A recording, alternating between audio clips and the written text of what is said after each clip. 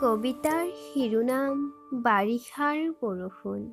কথা চুমি ভাগৱতী।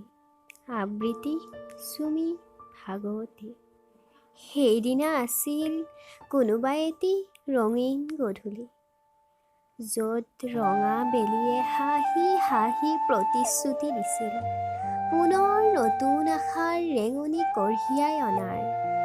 আকাশত মেঘে লুকা-ভাকু খেলিছিল, চৰায়ে গীত জুৰিছিল, গধূলিৰ ফুলে হাঁহিছিল। ৰিব ৰিব বতাহে চুই নিছিল মোৰ এই কোমলীয়া হিয়া।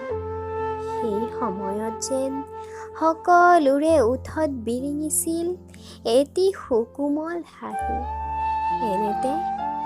এনেতে নামি আহিছিল ধৰাৰ বুকুলৈ মই ভাল পোৱা বৰষুণ জাক। এয়া আছিল পথাৰৰ সেউজীয়াবোৰক আঁকোৱালি ল'বলৈ কৰা প্ৰস্তুতিৰ প্ৰথম জাক বাৰিষাৰ বৰষুণ। আহ, ইমান ধুনীয়া তুমি। মই যেন লাহে লাহে তোমাৰ প্ৰেমত পৰিছোঁ। তোমাৰ মুকুতাবোৰে যেন মোৰ গোটেই শৰীৰত তোমাৰ অনুভূতি জগালে। মোৰ শৰীৰৰ শিৰাই শিৰাই বৈ গ'ল তোমাৰ মৰম সনা স্পৰ্শ। মোৰ কোমল দুটি ওঠত বিৰিঙিছিল এটি মিচিকীয়া হাঁহি। যেন মোৰ অন্তৰে কৈ উঠিছিল মই তোমাক ভাল পাওঁ বুলি। তুমি ধুৱাই নিছিলা মোৰ মনৰ পৰা বেয়া কথাবোৰ।